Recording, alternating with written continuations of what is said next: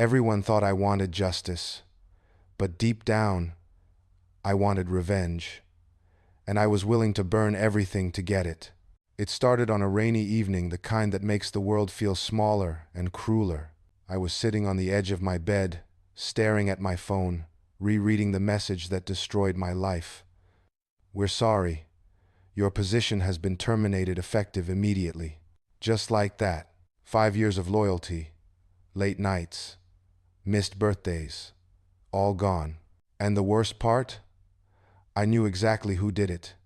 Daniel, the man I trained, the man I defended when others doubted him, the man who smiled at me in meetings while secretly replacing me. He took my job, my stability, my pride. And when I confronted him, he didn't even apologize. He said, "It's just business." That sentence planted a fire in me that refused to die. I didn't cry. I didn't beg. I planned. Revenge became my morning alarm, my late-night companion, my reason to breathe. I gathered evidence, emails, recordings, insider secrets I knew would ruin him. Every move felt justified. I told myself, he deserves this. I told myself, I'm only restoring balance. But the truth was darker. I didn't want fairness. I wanted him to hurt. Weeks later, I was ready. One click, one anonymous leak. One moment, and his world would collapse. My finger hovered over the send button. My heart was racing not from fear, but from excitement. I imagined him panicking, losing his job, feeling the same humiliation I felt. This was my victory, or so I thought. That night, I didn't sleep. Instead, I replayed every insult, every betrayal, until my phone rang at 2:17 a.m. It was my sister. Her voice was shaking. She said, "Have you checked the news?" I opened my browser, and my stomach dropped. The scandal had already leaked. But it wasn't just about Daniel. The company was under investigation. Projects frozen. Funding pulled.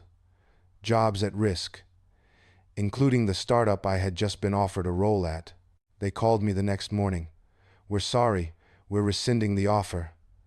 The same words, different day. But that wasn't the worst part. 3 days later, Daniel was found innocent. Turns out someone else was responsible. My perfect plan exposed half-truths and pointed the finger back at me. My name started floating in whispers. Opportunities disappeared. Friends stopped calling. I had become the very thing I hated. Bitter, consumed, alone. Revenge didn't heal me. It hollowed me out. One evening, sitting alone in a dark room, I finally broke. Not because I lost, but because I realized something terrifying. Even if revenge had worked, I still wouldn't have been free. Because while I was busy trying to destroy him, I destroyed myself. Months passed. Slow months. Painful months. But in the silence, I learned something powerful. Revenge keeps you chained to the person who hurt you. It gives them free rent in your mind, control over your emotions, power over your future. Healing does the opposite.